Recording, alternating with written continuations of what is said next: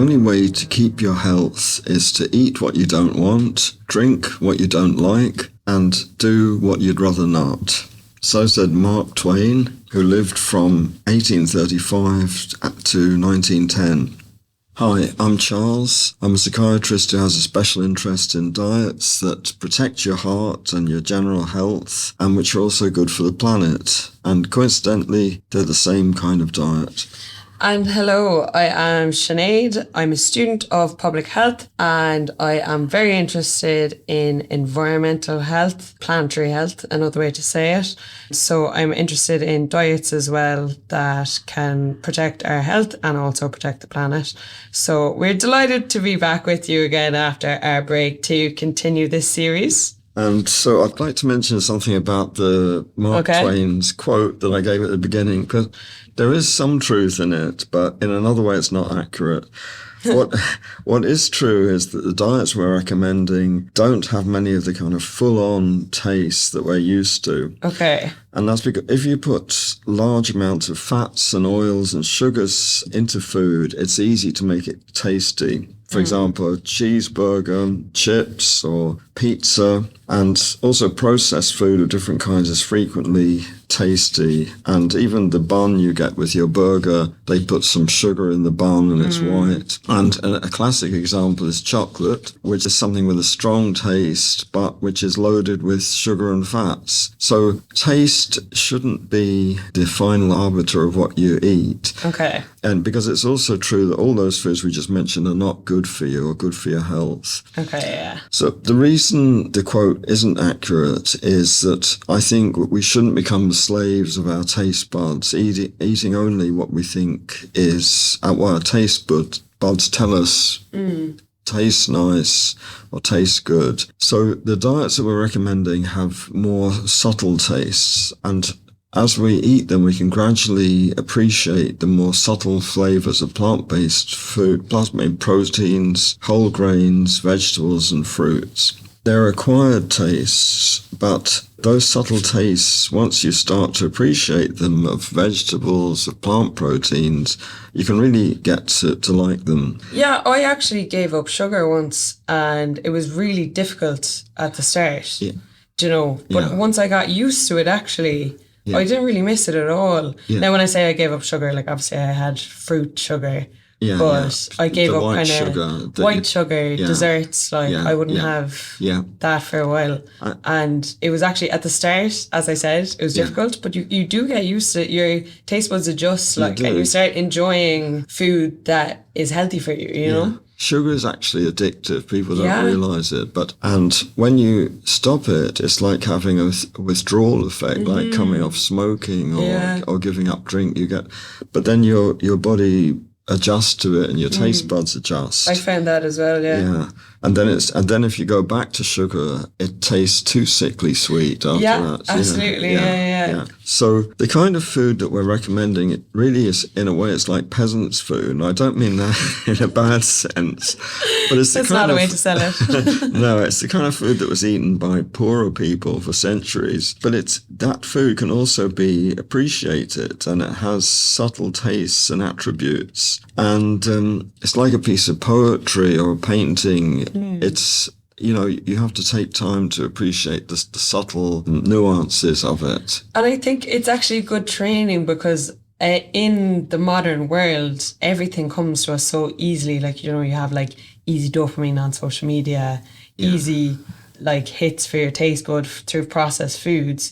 But actually you have a much more full life when you kind of have to kind of work for something. Does that make sense? I'll take a step back, and not everything has to be full on. You can appreciate things more, simpler things. But another thing about the food that we eat these days is that and I'll change the subject slightly, that there's a mistaken belief that in order to have strength, you need to eat lots of protein, and you need to eat these kind of foods we've been describing with meat. But in fact, in ancient times, in ancient Greece, the Spartans, who were considered the toughest of the Greek warriors, the best soldiers, prided themselves on the coarse black wholemeal bread and simple soup that they ate. They were famous for eating this very simple food, and they were some of the strongest Greeks. And also in the ancient world, you may be surprised to learn that those tough fighters of the Roman arenas, the gladiators, were actually vegetarian. They ate vegetarian food. I didn't know that. And that's been scientifically shown by archaeological digs, which analysed their skeletons and found that they ate vegetarian food. So these foods, as well as having subtle acquired tastes, were also known for their health and strength-giving qualities in the ancient world. Mm-hmm. And also now in the modern world, and this is something many guys think it's not macho to be vegetarian. They kind of look down on vegetarians, which is very silly. I feel it's a little bit close-minded. Yeah, it is. And it also doesn't... It's not scientific reality. It doesn't add up, because in our own times, there's a very famous vegan strongman called Patrick... I hope I pronounce his name correctly. Baboumenian. Sorry. He won the German Strongest Man competition in 2011.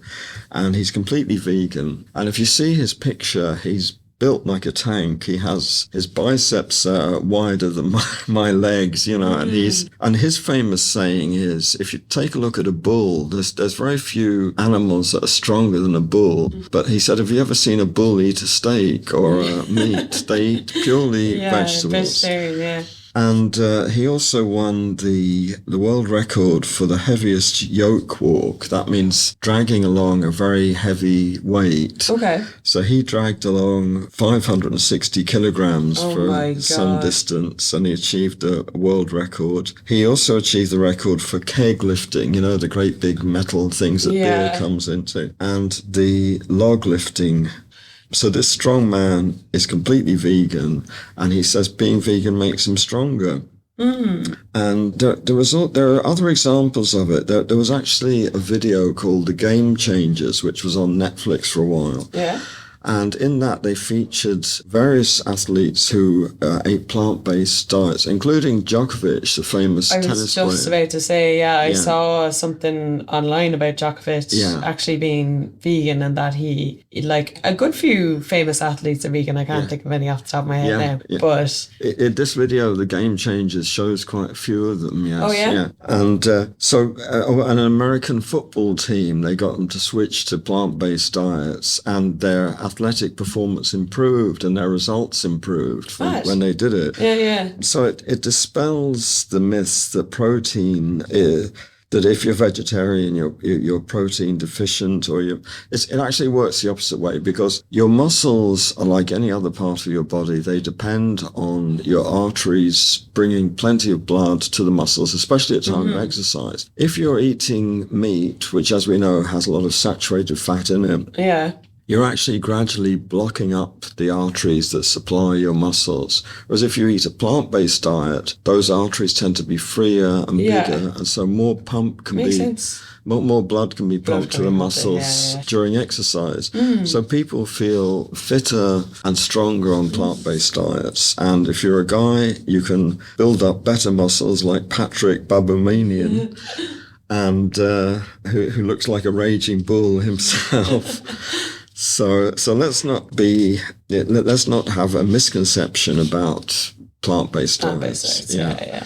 Maybe this is a good point to remind everyone that if you are suffering from any type of cardiovascular condition or any other medical condition, please consult with your doctor before embarking on any of these dietary options or exercise regimes that we are recommending. Also, please don't discontinue or reduce any of your medication, because these are serious disorders that require specialist input. However, if you do find that the dietary options continued with exercise are helping to lose weight, reduce your cholesterol or blood pressure, then please do discuss it with your doctor, and maybe it might be possible with consultation with your doctor to reduce some of your medications. If your problems are fairly mild, like just having somewhat raised cholesterol levels, slightly high blood pressure, or being a bit overweight, then what we are offering might be enough to completely remedy these problems. Finally, you can use these options and exercise recommendations to hopefully prevent these problems from ever happening and improve your general health. If you need a reminder of the details of the dietary options, we have discussed them in detail in the first 3 episodes of this podcast, so definitely have a listen to those. Thanks, Sinead. And so in the last episode, just to kind of recap a little bit about what we're speaking about there, we were talking about how to keep the consumption of fats and oils to a much lower level. So we were describing, first of all, how to keep your fat consumption to the very low level of 10% or below of your daily calorie intake. But that is the toughest option. It's called the reduction or reversal option. And it's been shown scientifically to be able to reverse heart disease that's already present using this. But because it is tough and it's a very low level of fat and oil involved, and not everyone feels able to follow this option. So because of that, 3 or 4 of the dietary options that we're offering, the flexitarian, the lacto-vegetarian, and the 20% vegan diet, all set the upper fat limit consumption to 20% of daily calorie consumption. In other words, double what the reduction option is. So with 20% or below of your calories each day can come from fats or oils. So what does this mean for someone who's on these 3 20% options? For a man of average height and frame who wishes to reduce their weight to between 150 and 165 pounds, an approximate figure for total fat consumption would be 50 up to 56 grams of fats or oils per day to stay within the 20% figure. And the corresponding figure for saturated fat is to keep it within or below 16 to 18 grams per day. So these are just ballpark figures to give you an idea of the total amount of fat you can eat to stay within the 20% guideline. And just to remind everyone, how do you measure it? Well, there's many ways to measure it. One way is looking at the packaging on food. There's also tables at the back of my book and Dr. Ornish's book. And there's also a very good app, which I've forgotten the name of, called Nutra something or other, which you can enter any food that's on this. I think there are probably several of them. And it'll tell you the number of grams of fat and saturated fat per particular weight or volume of the food. Yeah, very handy. It's a good way to, I'll try and actually find it if I can before the podcast finishes. Okay. So would you say the same for women who want to stick to 20%? Yeah, so option? Again, this is kind of for an average height and framed woman. So if you want to figure out your specific one, you can listen to our previous episodes and we describe how you can get your own specific fat intake figures. But for the average height and framed woman who wishes to aim for a target weight of 130 to 150 pounds, the total daily fat consumption should be between 40 to 50 grams, and then the saturated fat should not be more than about 14 to 16 grams to stay within that 20% figure. And when you think about it, it's not such a hard figure to stay within. Yeah, thanks. And I found the name of the app you're going to get on your mobile phone is called NutriCheck. NutriCheck, okay, yeah. And it's very good to use. But there's probably plenty of others as well. So today we're also going to talk more about what Dr. Ornish recommended concerning different food groups in our diet. And today particularly we're going to mention protein. Yeah. So before we get into that, it's time for a little break. So we'll see in a bit.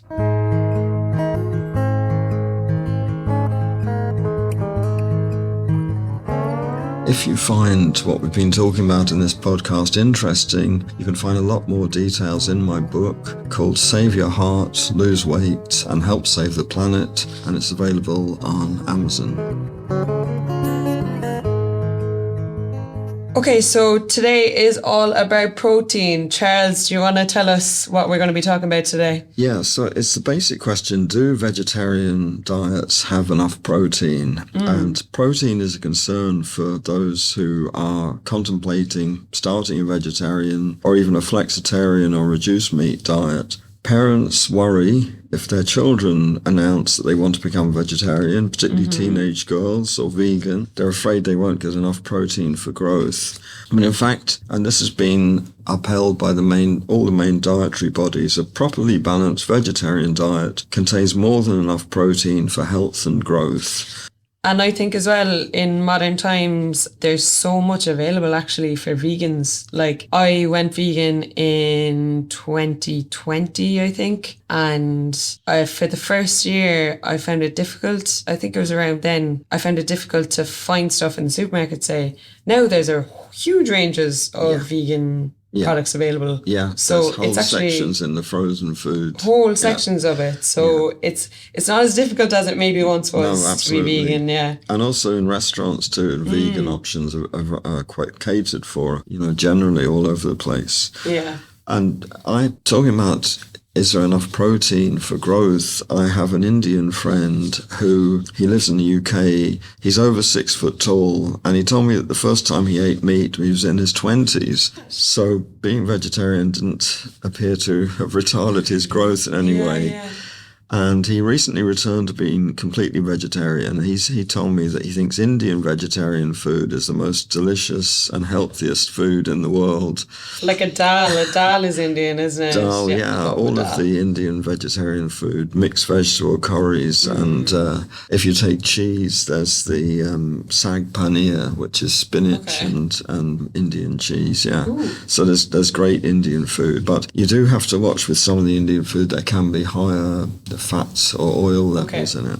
So after I initially contemplated being vegetarian, I had the same worry about the protein. But I was reassured by what I read. Dr. Ornish wrote that in the United States, most people, he thought, ate twice as much protein as their bodies required. And he said this is true for both rich and poor people. He also said that research has shown that animals fed on high-protein diets died younger. And also in animals, high-protein diets, even if they're low-fat, can promote coronary blockages. Have you ever heard of the Atkins diet? Yes, yeah. I remember seeing that. I think it was quite popular in the 90s. It was very popular. And it was he was on the front of Time magazine at one stage. It was so popular. Yeah, it's just a full protein diet. And people ended up dying. The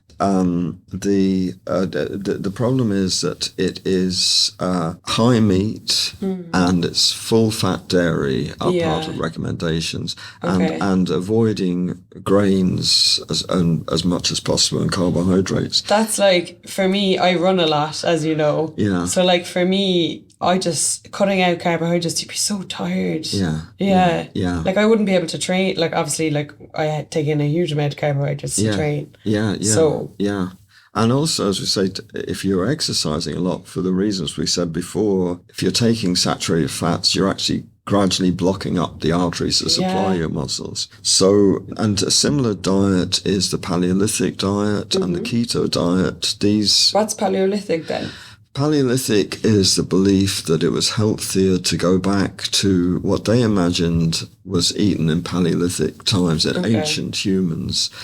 So, and they imagined them as just kind of hunters who were eating a lot of meat and a lot of vegetables. So it focuses very much on eating meat and vegetables and also cutting out grains. It's actually not true of Paleolithic people because, number one, for a long time in human history, we were foragers. We often were eating the scraps that other animals had left behind. Many of the early human tools were tools to break open bones and eat the marrow because we were just living off the carcasses that bigger animals had made kills of. So, but also, early humans did eat grains. It's not true to say they didn't. There's evidence of that. Yeah. So that's the Paleolithic diet, and again, it's high in saturated fat. And the keto diet, similarly, high meat content, high full fat dairy. So they're not the healthiest diets in my view. And where were we off again? We were talking about Dr. Ornish. Oh, yeah. And he was saying about most people eat twice as much protein as they. So talking about proteins, one fundamental question is the protein that you get from plant-based proteins as good as the protein you get from meat? Okay. And I've heard people say, it's not as good quality protein as plant-based as meat. But that's actually not true, because proteins are made up of other molecules called amino acids. And so amino acids are the building blocks that make up proteins in your body. So what we do is we take in protein. In your digestion, it breaks them down to amino acids. The amino acids are absorbed, and then in your body they're reassembled into the various proteins. And nearly every part of your body requires protein of some kind, but especially obviously the muscles. So I'll give you an example. When I was young, as many kids did, I used to play with Lego building blocks. Same, yeah. I loved the big ones. They were great. Do you know the bigger ones? They make them smaller now, but they were bigger back in the day. Yeah. I didn't have the bigger ones. I had the regular ones. Oh, but I know the ones you mean. Yeah. So the Lego I had, they were squares or rectangles of different coloured plastics which clipped together, and they fitted together very tightly. And you could also get doors and windows and transparent blocks. And from those, using a bit of imagination, you can create anything from spaceships to castles, all kinds of things. Towers. So amino acids and proteins work in the same way in your body. Yeah. So if you think of the Lego blocks as being the amino acids, and if you imagine different coloured Lego blocks, or maybe with different patterns being different amino acids, and then you can combine them together in different ways to create the countless different proteins that are in your body. Great analogy there. Yeah, so thanks. So Dr. Ornish explains in his book that there are approximately 22 amino acids only that combine together in a multitude of ways to form all of the vast amount of proteins that are needed in your bodies. Okay. So of these 22, our bodies can make up inside your body 13 of them. But the other 9 amino acids you have to take in your food, and they're called the essential amino acids. Yeah. So of these 9 essential amino acids, all except 3 of them are plentiful in most of the foods you eat. Okay. But the 3 that are not so plentiful are called lysine, tryptophan, and methionine. I don't want to get too technical here, but he explains that the amino acids that you absorb after having a T-bone steak are exactly the same as the ones you have from a vegetarian meal with rice and beans. That's what I was going to say earlier. Like, because of the way protein is broken down in the body, it actually doesn't matter where you get it from once you're getting it. Is that not true? Yeah. Your body builds it up inside using the same amino acids. Yeah. So, but also if you take those amino acids from rice and beans, for example, they're not accompanied by the potential risk of saturated fat and cholesterol that you take in with the steak. So just to explain it a bit more, and again, I don't want to get too technical, but whereas meat contains all of those 3 essential amino acids, with plant-based proteins, it's necessary to combine 2 different kinds of foods to get all of these 3. So legumes, for example, beans or soya beans, contain a lot of lysine, but a bit low in tryptophan and methionine. But grains, on the other hand, for example, rice or wheat, contain a lot of tryptophan and methionine, but little lysine.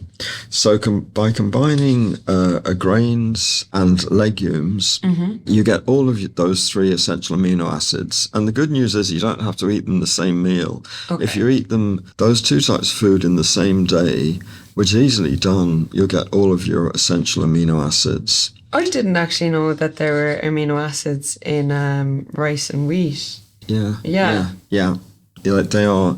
And so examples of such combinations are very common in vegetarian foods. For example, combining rice and beans. Okay. And just what brings to mind, you can get vegetarian chili con carne, but you use it. Chili sin carne, wouldn't it be? Sin carne, yeah. It's if you use, instead of mince, if you use vegetarian mince, if you have tofu with rice, we gave a recipe there of spicy tofu with rice. Yeah. If you eat pasta with beans, or if you eat baked beans on brown bread, it's a personal favourite of mine. That would be a good breakfast. And tofu from soya beans, which is a legume, is a well-known beneficial addition to vegetarian diets for proteins. So he explains that if you combine either legumes or grains, also if you're on options 1 or 2 and you take skim milk or non-fat yogurt and you combine it with either legumes or grains, you'll also obtain all of your essential amino acids. So we're going to take a quick break, and then when we come back, it is my favourite time of the podcast, the recipe of the week. And this week it is spicy leek and potato soup. We'll see you in a bit.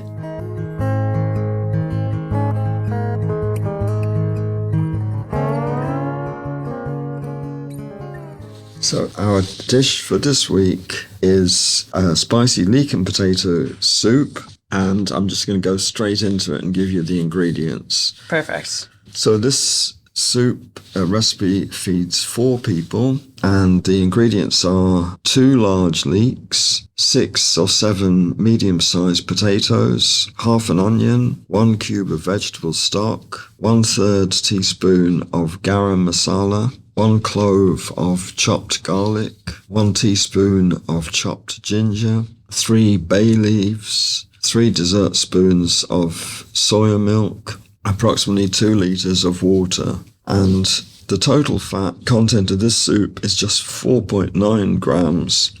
So the consumption of, for one person eating a quarter of it, is a mere 1.2 grams. Pretty good. So the method to make this soup is very simple. Place 2 litres of water in a large saucepan and add a stock cube. Well, you normally use the Knorr vegetable stock cubes, but you can use you can also get very nice vegetable stock cubes in the health food shops. So heat this and gradually bring to the boil.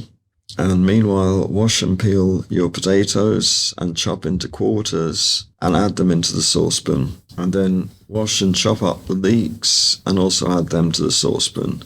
Bring this to the boil and simmer until the potatoes and leeks are soft. Then remove from the heat and allow it to cool. Then liquidize the mixture. I can't remember with using electric liquidizer is the easiest way to do it. And then add the garam masala and the ginger and the garlic. Mix them well and bring back to the boil. Then continue to simmer it for half an hour. And then add pepper and a small amount of salt to taste. Sounds fantastic. So in terms of snacks and beverages, do you have anything that you'd recommend for that? I do. Because we were talking, you were saying that snacking was your downfall at one stage. Yeah, that's right. A soup like this is a very good thing for a snack because you can cool it or you can even freeze it and just heat it up in the microwave and have it with some brown bread and flora lighter, and that's a great snack and filling. But as I described previously, snacking was a large part of my downfall, which led to the heart episode I had, which is actually 8 years ago now, believe it or not. And the problem was that I was snacking on unhealthy, high-fat and high-sugar foods. Okay. And this usually happened when I stayed up late. I was watching TV, sitting on the couch. Tale as old as time. And I often used to take tea, which was not decaffeinated, so therefore it kept me awake longer. And I felt I needed something to go with the tea. But this was often biscuits or chocolates or sweets or sometimes crackers with cheese. Yeah. All of those had high sugar and fat contents. And as I mentioned, sugar and fats have addictive properties. Yeah. So I felt a compulsive need to have them, particularly at that time of the evening. And the next morning I'd often be annoyed with myself for giving in to the cravings and would be determined to give them up. However, when I found myself in the same situation in the evenings, the cravings would kick in again and I'd have to give in to them again. So it was like an addictive cycle. So briefly, there's about 4 or 5 options that you can use at that time when you need a snack. And also don't use caffeinated tea or coffee in the evening, because the longer you stay awake and the longer you're watching TV, the more opportunity there is for snacking. I think when you're tired as well, it's harder to have self-control. The later you're staying up, the more tired you are, the harder it is to control yourself, So very quickly, the options for snacking are fruit. Fruit is a great option. A bunch of grapes, some bananas, some cherries. I love slicing up an apple. And just like snacking on that. Yeah. Maybe a bit of peanut butter as well. The old adage, an apple a day keeps the doctor away. Some oranges. I remember I had Chinese friends, and after every meal, they would slice oranges into quarters and serve them on a plate. And they're a nice thing to eat as well. So another good thing for cravings is a bowl of cereal. I use Shreddies, which should be a whole grain cereal. Yeah, it would depend on the type of cereal, wouldn't it? Whether that be healthy or not. Like, we're not talking about Cocoa Pops here. No, we're not talking about Fruit Loops or Cocoa Pops or highly sugared, definitely not Frosties. So this has to be whole grain, low sugar cereals. Shreddies are good, muesli are good. Not muesli with added powdered milk, though, but you can get muesli or other kinds of whole grain cereals, which are also low sugar. And you can take them with some soya light or some other plant-based milk, and you can chop up banana or blueberries or other fruit on top of it. If you're taking your flaxseed oil in the evening, you can add it. Sometimes flaxseed oil can taste a tiny bit bitter, so you can add about 5 mils of honey or maple syrup. And then other kinds of snacks are, you can have some whole grain toast or whole grain rye crisp bread like Ryvita, and you can put it on it a sliced banana. Not everyone likes Marmite. I like Marmite. You can also use some sugar-free fruit spread. We spoke before about ones that aim to have a fruit content of around 28 grams per 100 grams. In other words, no sugar added at high fruit content. And then also a sandwich we mentioned before, tomato sandwich, a cucumber sandwich, or a banana sandwich. They're all healthy, tasty snacks, and we mentioned a bowl of soup. So those are your healthy options when you're feeling peckish in the evenings watching TV. That's really, really good. That's really helpful for me, actually. I need to write these down. Because I think snacks, it's really hard to get it right, because you often kind of want something maybe that's not good for you. So to have like an alternative at the top of your head or in the cupboard is great. Do we have time for one last one? And this one is a beverage. So many people have cravings for chocolate, especially if you're a chocolate eater. So I discovered an alternative to that, and that is to make a drink with organic cocoa or hot chocolate, but not the kind of the ones that are labeled hot chocolate, because they put sugar in those. A lot of sugar, So if you can, it's often in the baking compartment or department of your supermarket, they'll have cocoa for baking, and Bourneville do a good one in Ireland. It contains just the cocoa. It's actually not organic. There's an organic one that's available in the UK called green and black organic cocoa. Yes, But in Ireland, I use the Bourneville. I do as well. Cocoa, So get a big mug, put a heaped teaspoon of the Bourneville cocoa in the bottom. Take some of your soya light milk or other plant-based milk, add a little bit and make a paste to the cocoa. And then once you've made a paste, it goes dark. You gradually pour in the rest of the plant-based milk. If you're on options 1 or 2, you can also use skim milk and do the same thing. Fill the bowl up to the top, the mug up to the top. Put it in the microwave for 2 minutes. Then take it out and take a 5 ml measure of honey or maple syrup and stir that into it. And it's absolutely delicious. It's cocoa. It tackles your cravings for chocolate and it helps you sleep at night. And it's a great way to end off your evening before you go to bed. Yeah. So I think that's everything for today, Charles. Yeah. Yeah? So I think well, I won't go into detail, but just Dr. Ornish says that chocolate, a small amounts of chocolate, as we have said there, not chocolate with sugar, but like the dark cocoa, chocolate. or dark chocolate, or the cocoa that we've just described there, can actually be good for your arteries and can decrease inflammation. But again, not the bars of chocolate with plenty of sugar and fat in it. So final thing from me is, if you found what we've been talking about interesting, please, you can find a lot more information in my book, which is available on Amazon as a paperback and an ebook. It's called Save Your Heart, Lose Weight and Help Save the Planet. And until next week, bye from me. And a bye from me as well. See you guys.